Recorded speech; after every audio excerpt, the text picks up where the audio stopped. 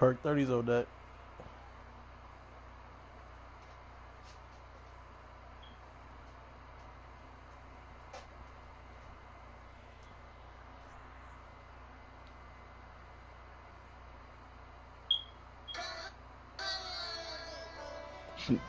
This nigga Dre got hella guns. No, I'm good. You said them not his? Oh, yeah. I think that 10 one.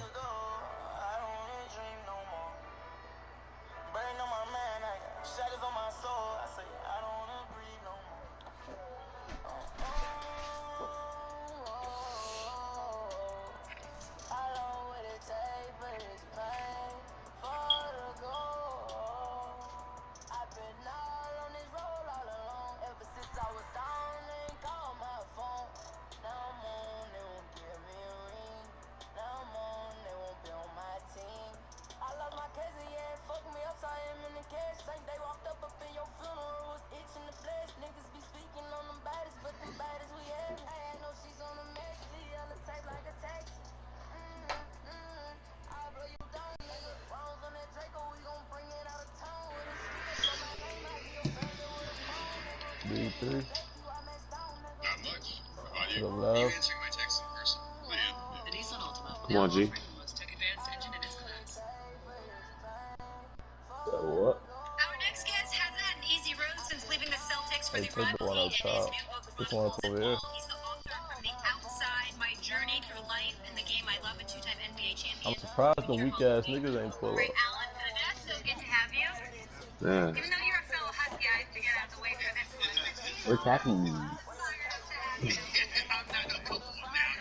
I'm just a fan. We're not getting back to all of that.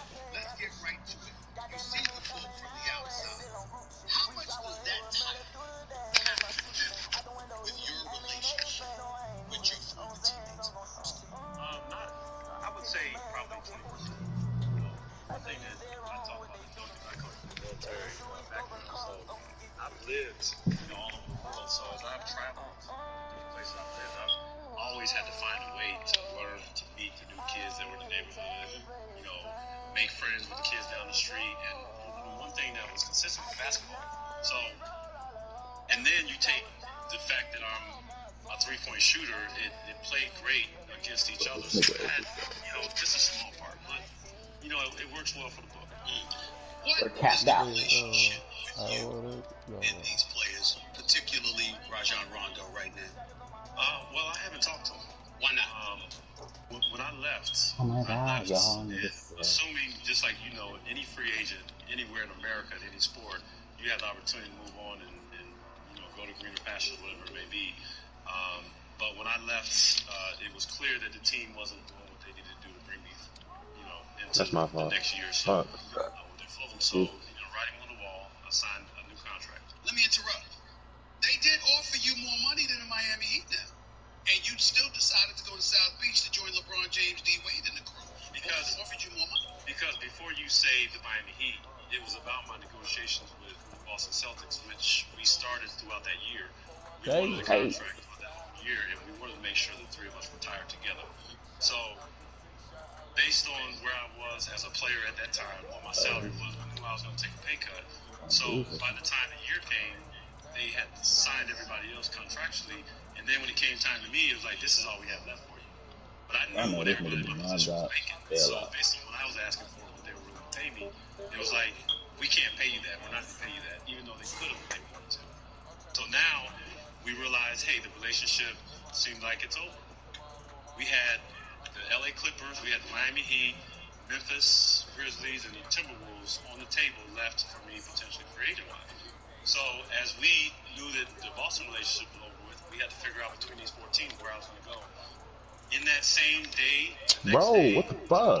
They actually thought that I was going to use them as leverage, the LA Clippers. So bad, y'all. I had to speak with Vinny Del Negro and say, listen, this is real. Like, we have to figure out where we're going to go. What's the next chapter for you? They then signed Jamal Crawford.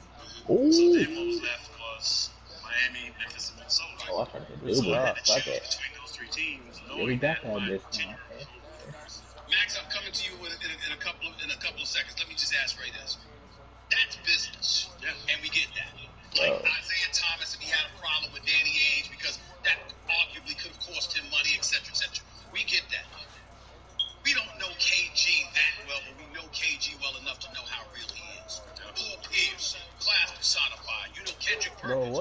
I'm not even trying to get on that nigga. for better or worse, seems to be a relatively honest guy. Those are the kind of guys that will look at a business decision like that and not personalize it. But it seems to be that there has been some personal animus that has existed since your departure. And if it were just about what you said, those are not the kind of guys that would have a problem with you making that decision. It seems to be something else that comes along with it. At what point do you vouch for my character? I'm asking.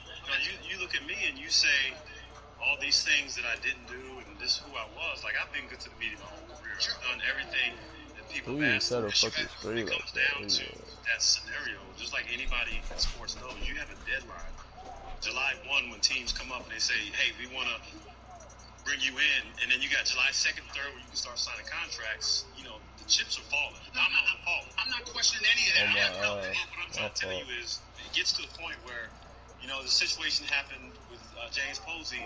Oh, in, make that make sense, 2008, please. after he won the championship, he signs with New Orleans, and it just happened just like that. Right. He was like, hey, I had this contract. We were at the ESPYs. He was like, I had this contract. I had to sign it, or else they were going to move in another direction. Yeah, but what I'm saying, Ray, is that everybody knows that you've always been class. Everybody knows that you've always been good people. So it was shocking to us, for example, when Boston played Miami, and Doc Rivers was cordial, and Paul Pierce was cordial, but Rondo or KG didn't even want to shake your hand or whatever. What I'm saying is, it seemed to be an animus that was aimed in your direction from what you describe as a pure business decision. It didn't seem that way for those guys. How do you explain that? Well, that's what I'm trying to tell you. The minute I leave, you know, again, we had our issues. You know, there's no question about that. But every team has their issues. We argue, we fight, we fuss. This person thinks he can do it this way. It's just part of sports, but it's not personal. I didn't take anything personal. You know, yeah, Rondo and I had a blow up in the locker room, but he had a blow up with Doc. He had a blow up with KG. It wasn't personal. It's just part of who we are and what we do. I didn't take it personal. I sat there and tried to figure out what we need to do because we had to get to the playoffs and hopefully try to win another championship. Once 2011 came, or 2012, when we were, or 11, when we were going into the free agency, it was like you take all these things and you mash them up. And it was like, I knew my future was over because this relationship that I had with Rondo, I don't have any issues going forward. It just didn't seem like it would be. Very last question before I get to Max. Very last question. Do you think there was animus because you left? Or was it because you went and joined LeBron and D-Wade and Miami, which were the enemy, the nemesis? Well, let's put it like this. Who are the Boston Celtics rivals? At that time? No. Period, the Lakers. Right.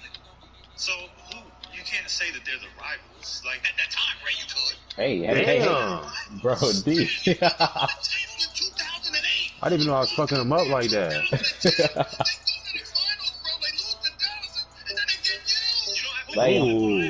You trash. I mean, at the time, I thought it was the New York Knicks. Oh, come on, not at that time.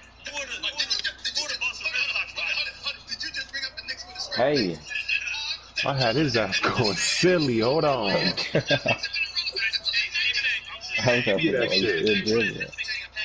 Because I wasn't even paying attention to his ass low key. Bro, give me that shit. no doubt. Okay, so they're mad about that. You're going to the team that presented the primary threat, and maybe we're even the balance of power, considering your shooting ability. I'm out of claw. Adding that to a LeBron James team. Do you understand why that had more? Yeah, of course. And like I said, I'll go back to when I knew that the relationship was over with. It wasn't. I didn't know where I was going to end up. This nigga don't miss, bro. Unless I need to change the jump shot because there's some other shit. Same jump shot you gave me in the beginning of the game. Yeah.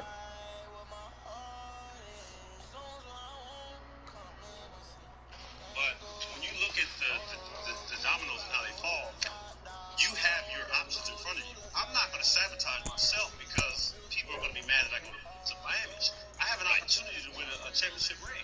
In South Beach. Yeah, I mean, once you put the cards on the table, like, you know, this is the best position I have. Once I know that, you know, my tenure in Boston is over, I have to go to where I know I'm going to have the best opportunity. Okay. Like, what's wrong with that? You would do the same thing if you left. Yes, I would. But let me say this. I would have done the same thing, maybe. Okay? But here's what I'm saying to you. Did you ever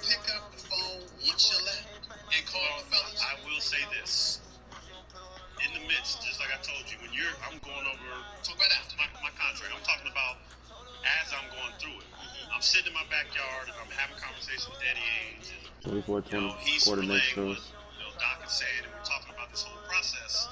And I'm with my agent, and I'm talking to my wife, and everybody. We're sitting here trying to How figure did this that thing end out. We're 24 to trying to sign 20? a deal back in Boston, and everything that was coming back to me was like, if you want to be on board with what we're doing, you need to figure this out, and you need to jump It on was board. 21-20. Anything you want is That's not going to okay. happen the way you want it. So I said, okay, and then I Right. texted KG, and I said, Look at listen, that. they're not going to pay me.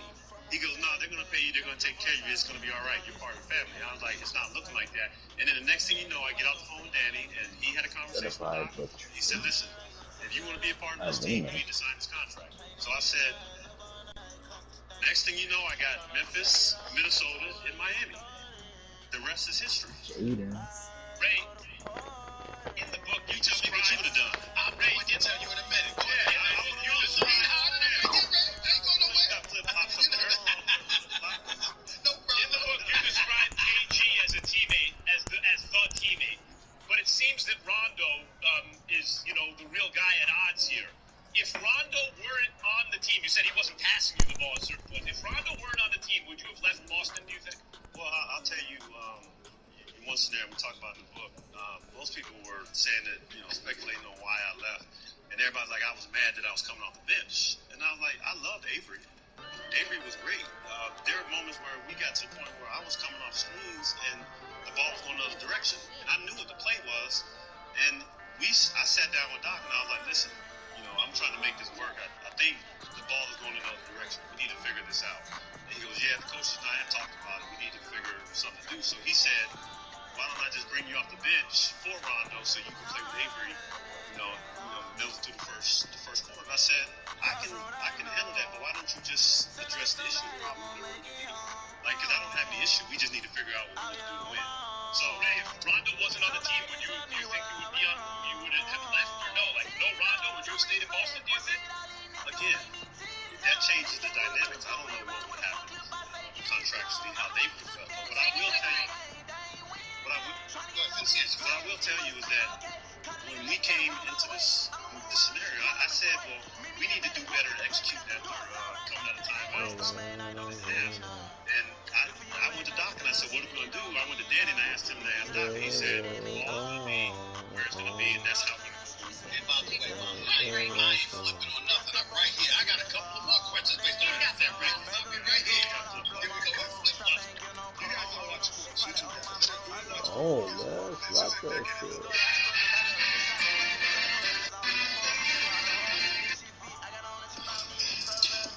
What? Still got all of the players. What I would like to ask Dang about you. jersey retirement ceremony. You were I golfing don't want that to take day, that. and in those circumstances, usually the rule of thumb is even if you would feel unwanted, maybe That you shit show is up so for the low. other guy because it's about them. What happened there, and how do you feel about it now? Well, I felt extremely bad that I wasn't going. How that happened, it was so interesting because, first of all, I wasn't invited. It was totally outside of the board. I know everybody was talking about it. That was my only criticism. I thought you should have been there. Yeah, and so so much has been said about or talked about, with what was going on with us and how I wasn't invited here and I wasn't invited there. So at no point did anybody reach out to me and say, we would love for you to be here. I had a scheduled appearance, with a Chinese company that I had to be out in LA that was scheduled 2 months in advance. So I knew nothing, honestly, about, his jersey retirement. So when I was in LA, it was interesting. I was like, oh, Lopez, and I would have never posted anything because I didn't even know that it was happening at the time that it was happening because it was 12 o'clock on the West Coast. George Lopez happens to hit a hole in one, and I was excited for him, and I posted a picture, and then I realized, wow, this was happening at the same time that Paul was getting his jersey retired in the Garden. I knew nothing of it. Got it. Let me get back to a bigger issue. You talked about when you were in negotiations in your backyard, and you were talking to Ainge and what have you, and you had text KG, and KG said they're going to take care of you. Once it was learned that they wouldn't take care of you, did KG, Paul Pierce, Kendrick Perkins, Rondo, did any of them reach out to you?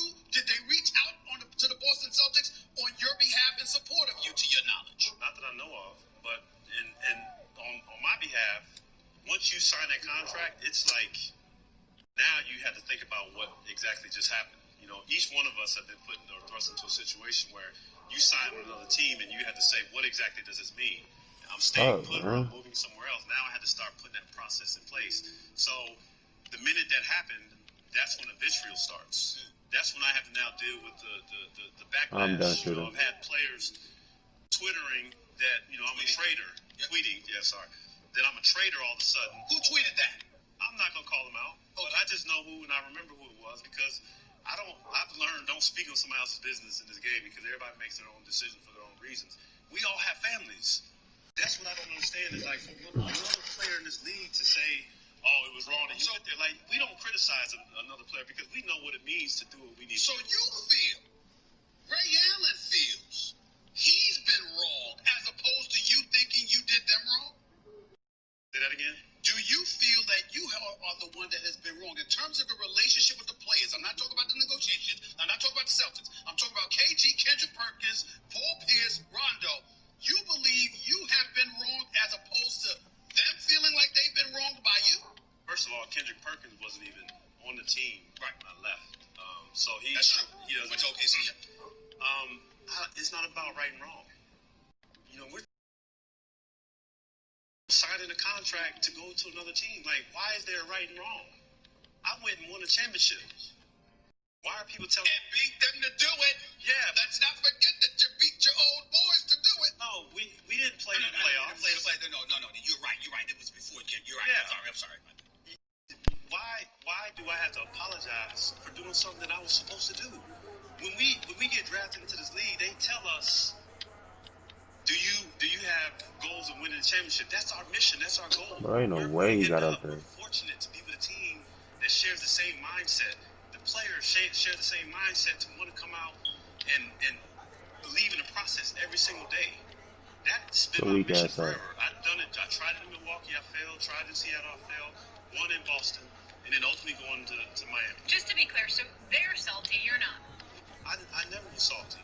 You win a championship together in 2008. That's why I was shocked the day when I tried to at least give KG pound. It wasn't, I'm against you now. I understand. Like, I'm an enemy to you now. But it's not personal. The only way we can appreciate, we understand our truth.